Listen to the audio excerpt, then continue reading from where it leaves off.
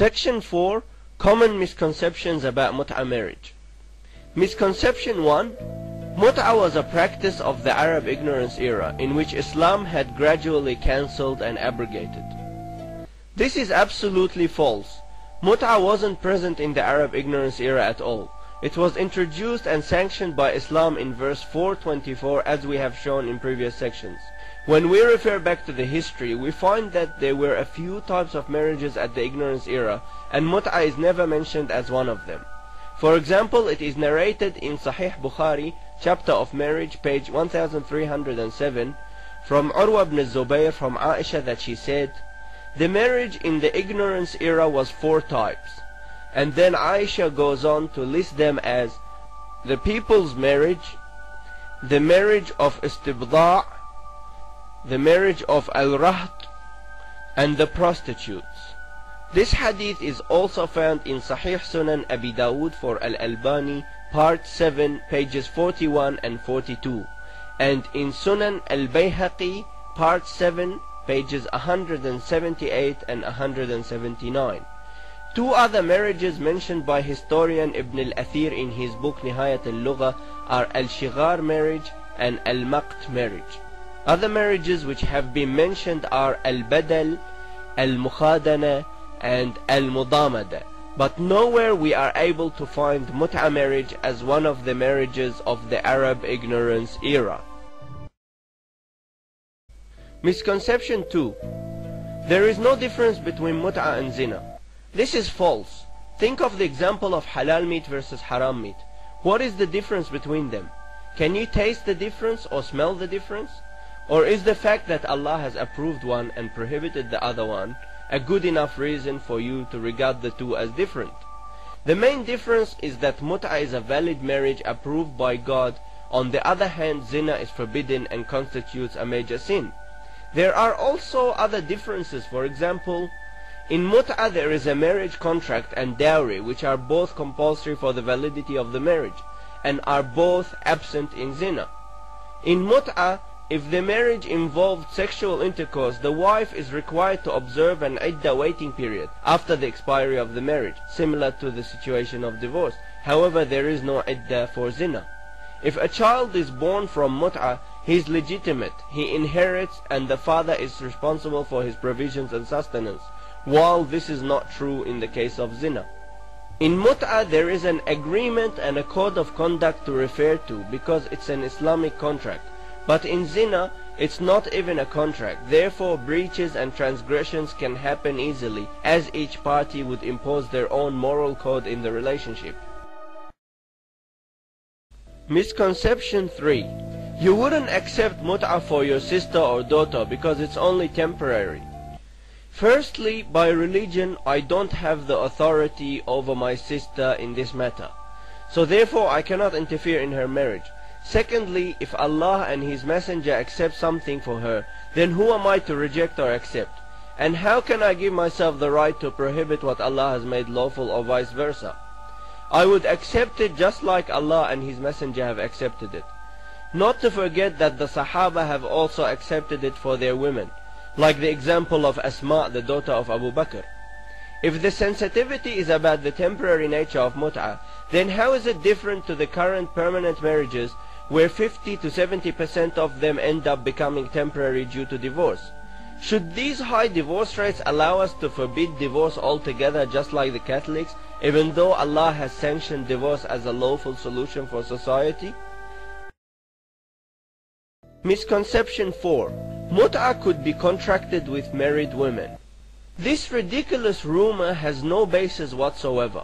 Marriage to a married woman, Dhatul Ba'al, is absolutely forbidden regardless of the type of marriage, whether permanent or temporary. It is common knowledge that Islam only allows polygyny and never allows polyandry under any circumstances.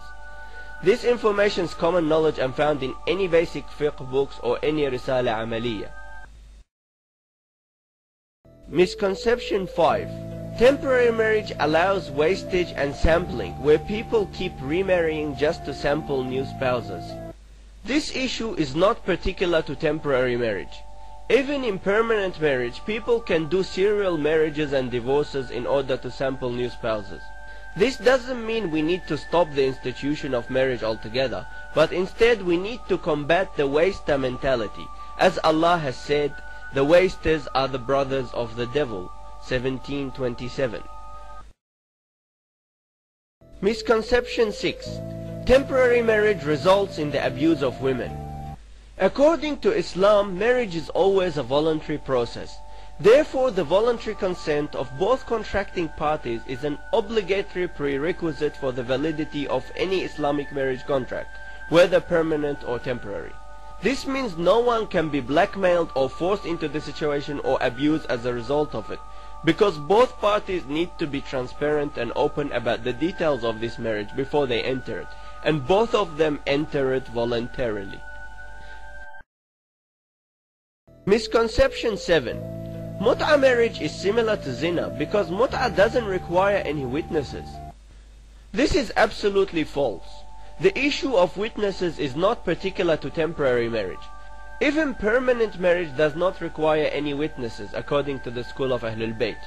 In the school of Ahlul Bayt, it is only divorce that requires 2 witnesses, but marriage altogether does not require any witnesses, regardless of whether the marriage is permanent or temporary. The Sunni schools of thought say the exact opposite to this. They make it compulsory to have witnesses for marriage, and they do not require any witnesses for divorce. The opinion of Ahlul Bayt is in harmony with the Qur'an, which says 2 witnesses are required in the divorce process. This is mentioned in the Surah of Divorce, verse number 2, where it says, "And bring to witness 2 just men from among you and establish the testimony for Allah." The opinion of Ahlul Bayt is also in harmony with God's mercy and wisdom and is consistent with other Islamic laws. Putting conditions on things actually complicates them and lessens their occurrence.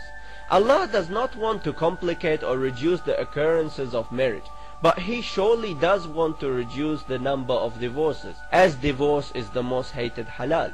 Complicating the divorce process with the requirement of witnesses may cause the couple to reflect and reconsider their decision, but complicating marriage would just add to the number of fornicators. Another issue is that divorce involves many rights, settlements, and disputes, such as debt settlement, division of property, arrangement of child custody, arrangements of nafaqah during the iddah, recording the iddah period, deciding on the type of divorce, whether ba'in or revocable, and the interference of judges in many situations. Therefore, the requirement of witnesses is logically appropriate in the context of divorce rather than marriage. Misconception 8. Mut'ah is zina because performing it doesn't require the permission of the wali. Once again, this is an ignorant statement and is absolutely false. In the Shia school of thought, the laws of the wali do not differ between temporary and permanent marriage. The same laws actually apply across both temporary and permanent marriages. If the potential wife is a virgin and under the age of rushd, then she needs the permission of the wali, which is her father or grandfather from her father's side. If she is not a virgin, then she does not require the permission of the wali. If she is a virgin but over the age of rushd, then some scholars like Muhammad Hussain Fadlullah, Sadiq Rawhani, and Gulpaigani say that she does not require the permission of the wali, and some other scholars say that she needs it as a precautionary measure. A precautionary verdict means that the scholar is uncertain about the verdict. So when a scholar gives a precautionary verdict, then there are 2 possible courses of action. 1, to follow another scholar who has given a definite verdict which is not precautionary. In this case, it will mean that the permission is not required, as scholars Muhammad Hussain Fadlallah, Sadiq Rawhani, and Gulpaigani do not require the permission. 2, to take the precaution and ask the wali's permission before the marriage. The authority of the wali, however, is not absolute and is nullified in particular cases, namely, if the wali commits udul, which means to reject her marriage to the suitable person for anti-Islamic reasons, or if she is afraid from potential sin without this marriage, then the general law that overrides all the other laws says, no obedience for any creature in disobeying the Creator. These mentioned laws about the wali are applicable to both temporary and permanent marriages, and there is no difference between the two as far as the school of Ahlul Bayt is concerned. All this information is easily accessed in the jurisprudence books of the scholars of imitation, where they state their verdicts and conclusions. Misconception 9. Sunni schools of thought consider Mut'ah as zina. Many ignorant people, some of which label themselves as scholars, say that Mut'ah marriage is fornication, even though the Sunni schools are in agreement that Mut'ah cannot be labeled as fornication. وصلكم هذا المرض زواج المتعة. زواج المتعة عند جمهور علماء السنة زنا والسلام. الزنا يشرعنون الزنا كما في كتب. Any marriage that is time bound, as in the case of the Shia marriage known as Mut'ah, this is not valid marriage. This isn't a valid marriage, and whoever participates in it would be actually committing zina or adultery. وعلى هذا أجمع علماء المسلمين وأجمع أهل السنة على هذا، وأن زواج المتعة زنا. You know what Mut'ah is? Oh, maybe I didn't give you the definition. Mut'ah is when someone commits zina with a woman as a prostitute in the name of a legal Islamic marriage. No more, no less. You commit zina, which they call Mut'ah, and then you do ghusl. MashaAllah, adhering to the teachings of Islam. زنا.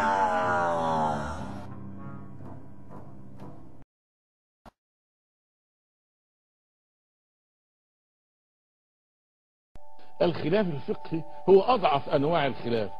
أقل أنواع الخلاف تأثيرا ما بيننا وبين الشيعة هو الخلاف الفقهي، لأن الخلاف الفقهي قريب من اختلاف المذاهب بعضها وبعض المذاهب السنية. حتى يعني اللي عندهم مثلا المتعة، المتعة دي قال بها يعني بعض علماء السنة، قال بها أصحاب ابن عباس، روي عن ابن عباس نفسه، وروي عن سعيد بن جبير، وروي عن عطاء وطاووس من أصحاب ابن عباس الكبار. وفي ذلك المؤتمر أشهد الله وملائكته أنني سألت الشيخ القرضاوي، قلت نحن الآن في الغرب، قلت له جماهير من الشباب اليوم البلوغ مبكر والزواج متأخر، فماذا يفعلون في هذه المنطقة نو مانس لاند، منطقة الحرام أو المنطقة الحرام؟ فقال لي أشهد الله وملائكته إن المتعة حلال.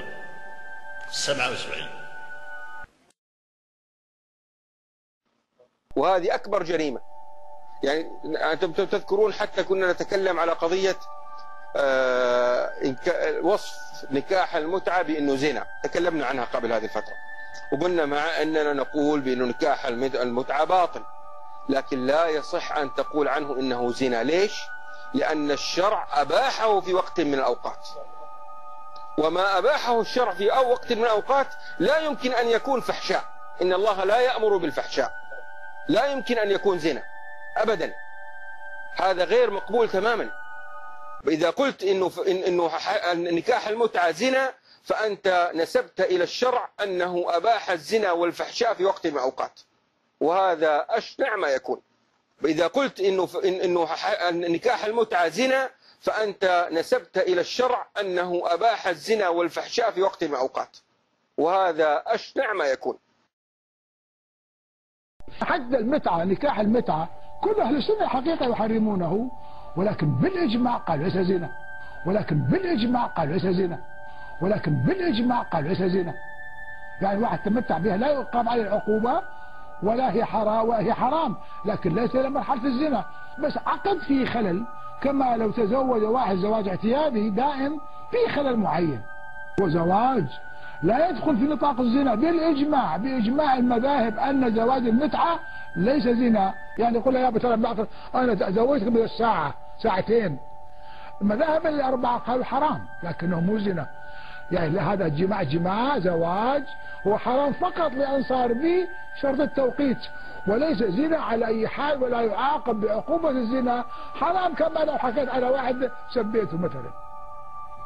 أبو أحمد، أنت لو تحسب كم واحد من المسلمين في العالم الإسلامي يمارس الزنا تذهل في هذا الزمان كما أخبر النبي صلى الله عليه وسلم. هذا قل له يا أخي مكان مصير زنا تمتع بها متعة كحد أدنى، أدرأوا الحدود بالشبهات. وبإجماع المسلمين الزنا ليس، المتعة ليس زنا. إذا شاع الزنا لا بد فليكن متعة. قل يا أخي سوي متعة بس لا تسويها، لا تحطها بالصيغة زوجته من الساعة ساعتين، لا خليه زوج وخليه يطلق. زوجته من الساعة ساعتين، لا خليه زوج وخليه يطلق. Section 5. Instructions on how to perform a Mut'ah marriage. The process of contracting a Mut'ah marriage is very simple and does not require witnesses. If the girl is a virgin, then she would require the permission of the wali, unless she is over the age of rushd. The age of rushd is defined as the age where the girl is able to manage her own financial affairs. The first step is to decide the dowry and the period of the marriage, and then the wording is read in Arabic as follows. The potential wife would start by saying, زوجتك نفسي في المدة المعلومة على المهر المعلوم, which means I married myself to you during the known period upon the known dowry. The potential husband replies, قبلت التزويج, which means I accepted the marriage. If they decide to end the period of the marriage before its designated expiry date, then the man is required to say وهبتك المدة, which means I forgave the rest of the period. At the conclusion of the marriage, if it was consummated, the wife needs to observe an iddah waiting period of 2 menstrual cycles, similar to divorce. This must be done before she is able to marry another man again. Nafaqah is not compulsory, and the husband and wife do not inherit each other, but any children produced from Mut'ah do inherit and have the same rights as the permanent married children.